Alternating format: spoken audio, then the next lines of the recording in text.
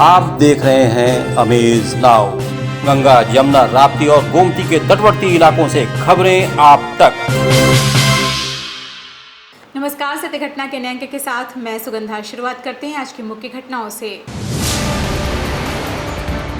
हिंदू नववर्ष के मौके पर संस्कार भारती द्वारा 2 दिवसीय सांस्कृतिक कार्यक्रमों का किया गया आयोजन।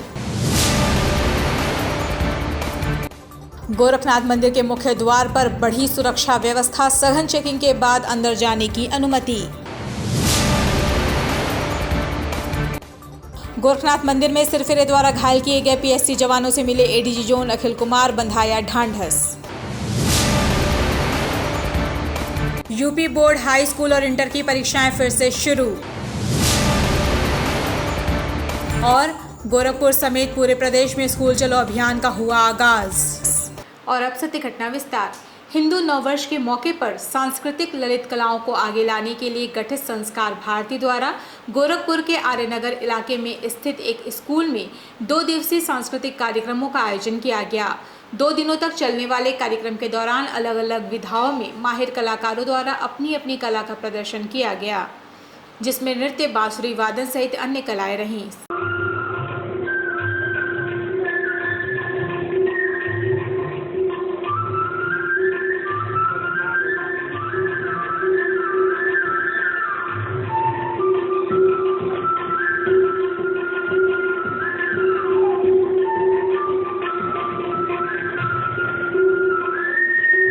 सांस्कृतिक कार्यक्रम के दूसरे दिन कलाकारों द्वारा राजस्थानी नृत्य, क्लासिकल नृत्य, बांसुरी वादन सहित अन्य कलाओं का प्रदर्शन किया, जिससे वहां मौजूद लोग मंत्रमुग्ध हुए।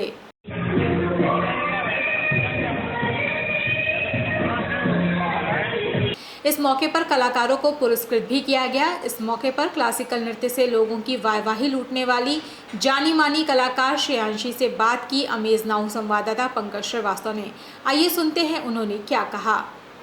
नववर्ष पर संस्कार भारती द्वारा सांस्कृतिक कार्यक्रमों के आयोजन किए जा रहे हैं, जिसके अंतर्गत अभी श्रेयांशी ने ठुमक चलत रामचंद्र पे एक बेहतरीन जो है वो नृत्य किया है। जो ये श्रेयांशी किसी परिचय की मोहताज नहीं है। श्रेयांशी, सबसे पहले तो अमेज नाउ की तरफ से आपको बहुत बहुत बधाई। आपने इतना जो नाम किया, कहाँ सीखा आपने और कैसे रहा और कैसे संस्कार भारती किया? Thank you so much uncle.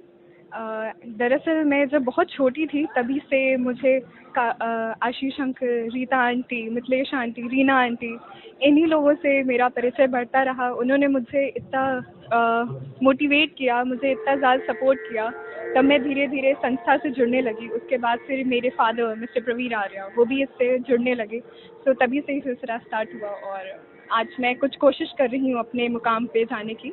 अभी तक सिर्फ तैयारी चल रही है, कोशिश ही कर रही हूँ और आप सबका आशीर्वाद देकर तो और आगे जाऊँगी। कहीं परफॉर्मेंस करने का और भी मौका मिला है यहाँ के अलावा?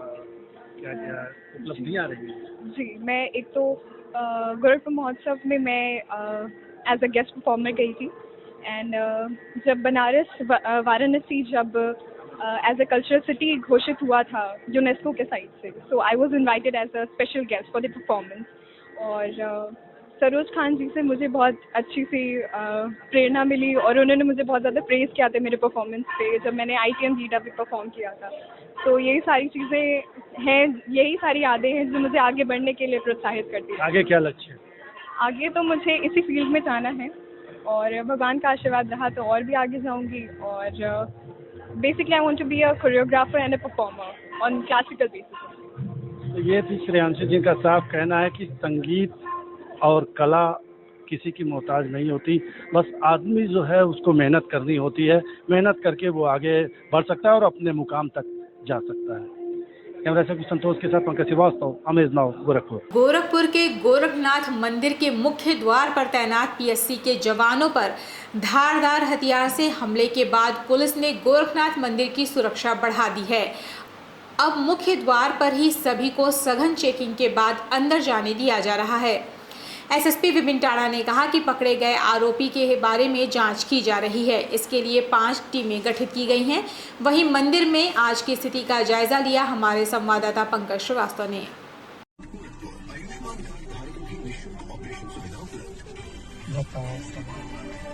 जाएगा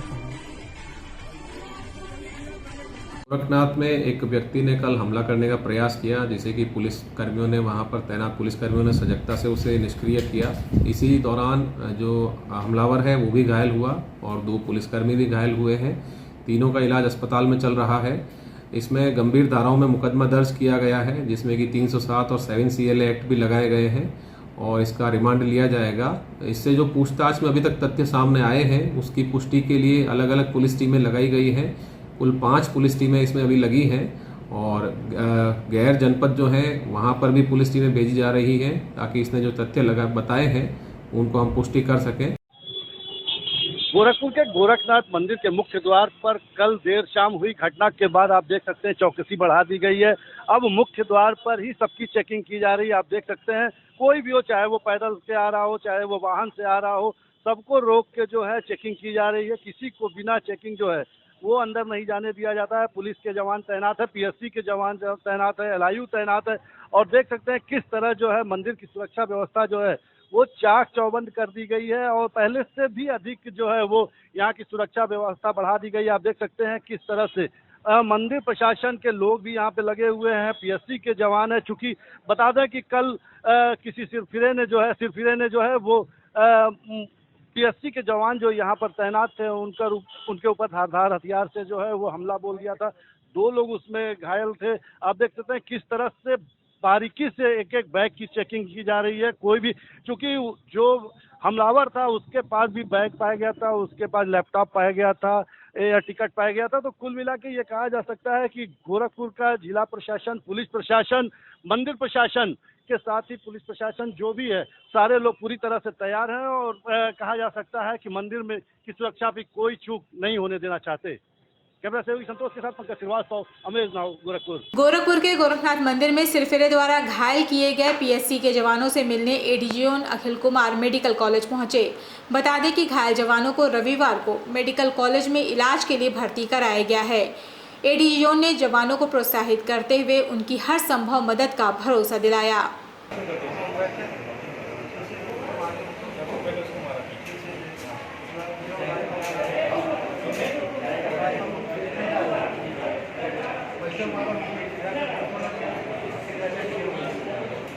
गोरखपुर की कैंट पुलिस ने जहरखुरानी कर लोगों को लूटने वाले गिरोह के एक सदस्य को गिरफ्तार किया है।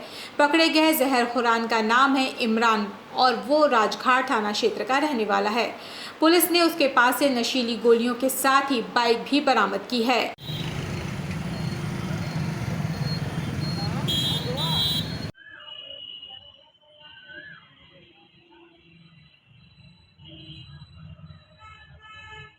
एकेडमी ऑफ म्यूजिक तारामंडल द्वारा वी पार्क में बच्चों के लिए साप्ताहिक एक्टिविटी का आयोजन किया गया। इसके तहत बच्चों के लिए दौड़ और ओपन माइक का आयोजन हुआ। बच्चों और उनके अभिभावकों का उत्साह और समर्थन देखकर सभी काफी उत्साहित हुए। Very good. अच्छा, 2 बच्चों का सिलेक्शन हुआ है, उनको अलग कर दीजिए सर। समय हो चला है छोटे से ब्रेक का। शेष खबरें ब्रेक के बाद। अस्मिता हॉस्पिटल के सौजन्य से विश्व स्वास्थ्य दिवस के मौके पर निशुल्क चिकित्सा शिविर। स्थान आयुष हॉस्पिटल, बसडीला रोसड़, कैथोलिया मंडी, पिपराइच रोड, सोनबरसा बाजार, गोरखपुर। दिनांक 7 अप्रैल दिन गुरुवार, समय अपराह्न 2 बजे से सायं 6 बजे तक। रजिस्ट्रेशन हेतु संपर्क करें मोबाइल नंबर 700-720-1750। एक बार फिर से मोबाइल नंबर 700-720-1750। ब्रेक के बाद आपका स्वागत है। चलते हैं शेष खबरों की ओर। गोरखपुर के गोरखनाथ मंदिर में सुरक्षा कर्मियों पर हमले के आरोपी अहमद मुर्तजा अब्बासी को भारी सुरक्षा के बीच ACJM फर्स्ट की अदालत में पेश किया गया, जहां उसे कोर्ट ने 14 दिन की न्यायिक रिमांड पर जेल भेज दिया। गौरतलब है कि रविवार को गोरखनाथ मंदिर में जबरन घुसने के प्रयास के दौरान आरोपी मुर्तजा अब्बासी ने PSC के 2 सिपाहियों को धारदार हथियार से मारकर घायल किया था। हालांकि सुरक्षा कर्मियों ने मुस्तैदी दिखाते हुए आरोपी हमलावर को मौके से दबोच लिया था। फिलहाल पूरे मामले की ATS और STF संयुक्त रूप से जांच कर रही है।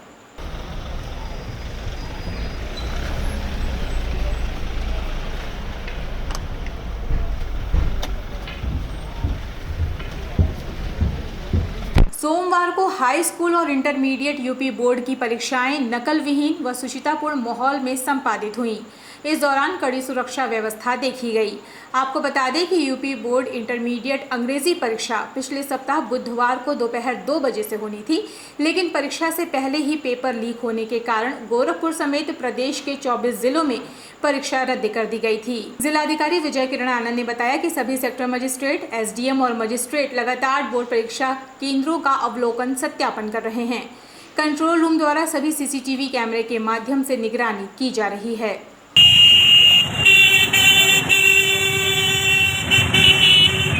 आज सभी सेक्टर मजिस्ट्रेट्स, हमारे एसडीएम और मजिस्ट्रेट्स और हम सभी लगातार बोर्ड परीक्षा के केंद्रों का अवलोकन कर रहे हैं, सत्यापन कर रहे हैं। सुगम व्यवस्था बनाने के लिए पुलिस और सुरक्षा बलों की तैनाती की गई है और यहाँ कंट्रोल रूम के माध्यम से सभी सीसीटीवी कैमरास को निगरानी की जा रही है। कंट्रोल रूम से सभी केंद्र व्यवस्थापकों को, वायु केंद्र व्यवस्थापकों से संपर्क स्थापित किया जा रहा है।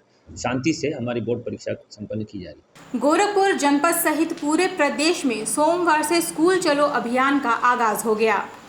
इस दौरान जनपद के जंगल कौड़िया प्राथमिक विद्यालय से कंपियरगंज विधायक फतेह बहादुर सिंह, जिलाधिकारी विजय किरण आनंद और एसडीओ इंद्रजीत सिंह ने इस अभियान की शुरुआत करने के साथ ही उन्होंने प्राथमिक विद्यालय के बच्चों के साथ मध्याह्न भोजन भी ग्रहण किया। इसी क्रम में जिलाधिकारी विजय किरण आनंद ने बताया कि गोरखपुर जनपद में शिक्षा विभाग और सभी जनप्रतिनिधियों के मार्गदर्शन में स्कूल चलो अभियान का शुभारंभ किया गया।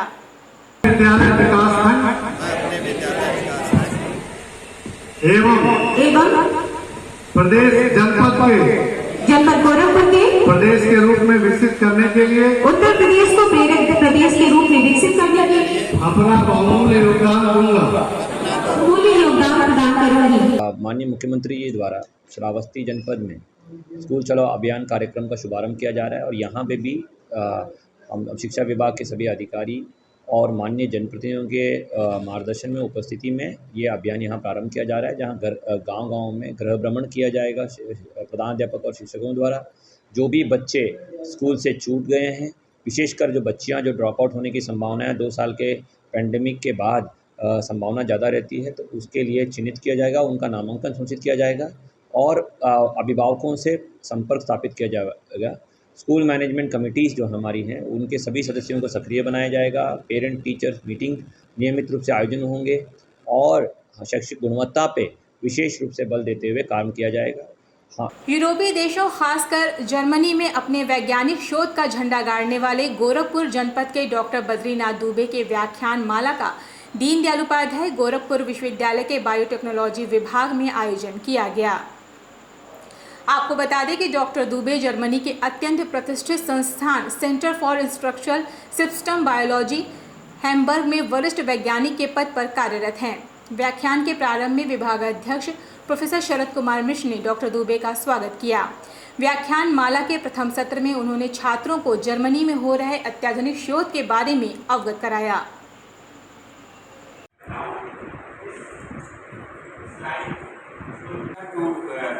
Choose 2 or 3 professors which can know you very well, because that's also unique from this language certificate. But if you can do it, it's much better.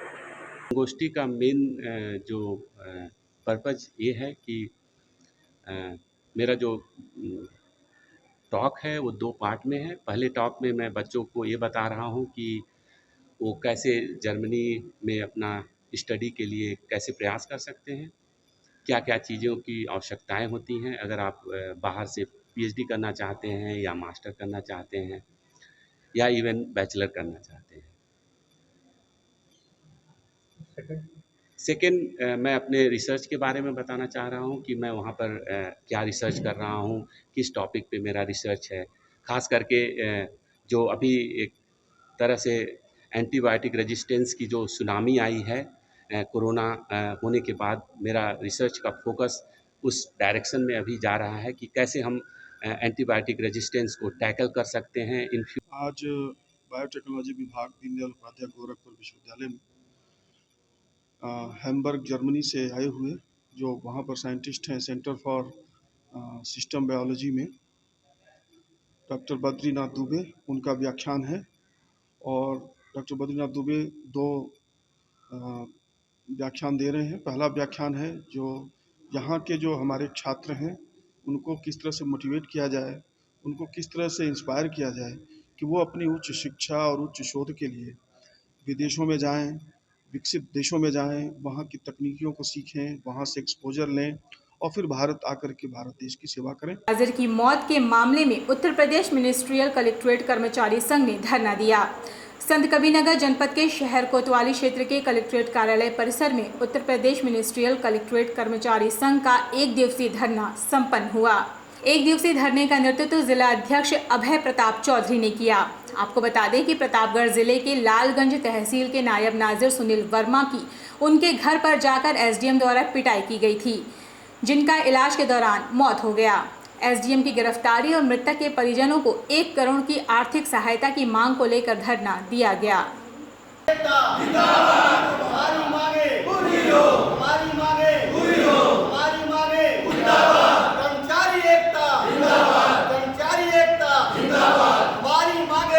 अंग्रेजों का जो जमाना था वो फिर लाया जा रहा है प्रशासन द्वारा, और 2 तारीख की घटना को प्रतापगढ़ के लालगंज तहसील के हमारे नायब नाजिर की रात को 9 बजे उसके घर में घुसकर जिलाधिकारी ज्ञानेंद्र द्वारा मारपीट किया गया, मारा गया, जिससे उसकी दर्दनाक मौत हो गई।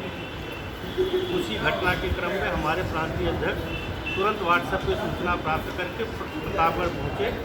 उन्होंने तुरंत आंदोलन की रणनीति तय की। उसी क्रम में हम लोग आज धरने पर बैठे हुए हैं और हम लोगों की ये मांग है कि एसडीएम को तत्काल गिरफ्तार कराया जाए और पीड़ित परिवार को 1 करोड़ रुपया अनुदान दिलाया जाए। घटना में ये थी अब तक की खबरें। तेज सटीक और ताज़ी घटनाओं को जानने के लिए जुड़े रहें अमेज नाउ के Facebook page, YouTube channel, web portal से।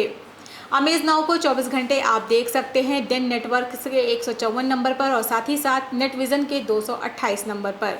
इसी के साथ हमें अनुमति दीजिए। नमस्कार।